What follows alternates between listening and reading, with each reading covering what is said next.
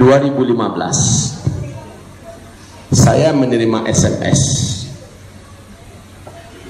dari Madinatul Munawwarah.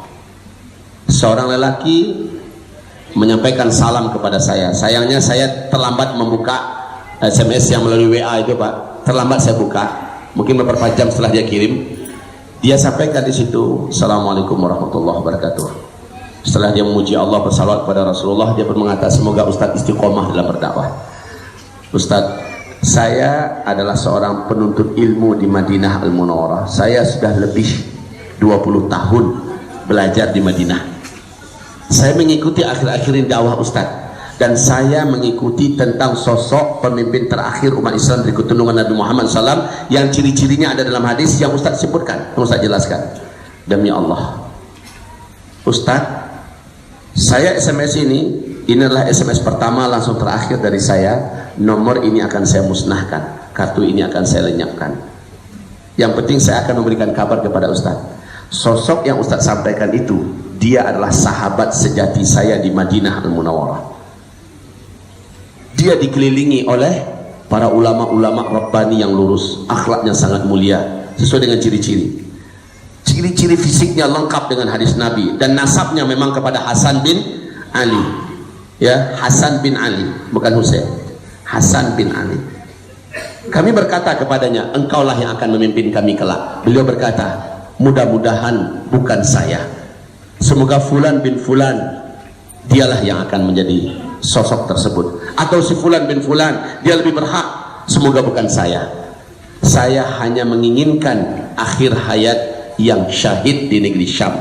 Dia selalu merayu saya, ayolah kita ke Syam, ayolah kita ke Syam, ke Suriah atau ke Palestina. Kita tolong saudara kita di sana, kita berjihad di sana, dan kita menikmati syahid di sana. Saya katakan tidak, saya akan kembali ke Indonesia, karena tempat dakwah dan perjuangan saya sudah saya niatkan adalah Indonesia.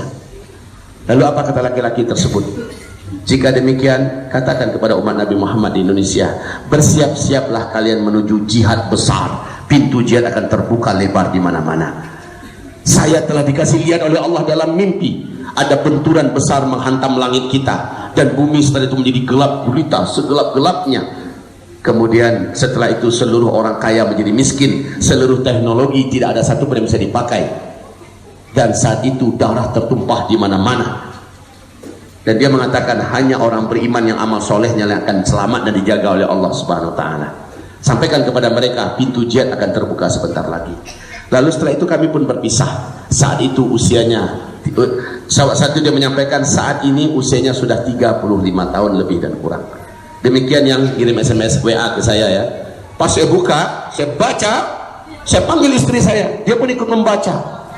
2015 itu Pak. Usia laki-laki yang diceritakannya itu, waktu itu diterangkan usianya saat ini sudah 35 tahun. Berarti sekarang sudah 2019.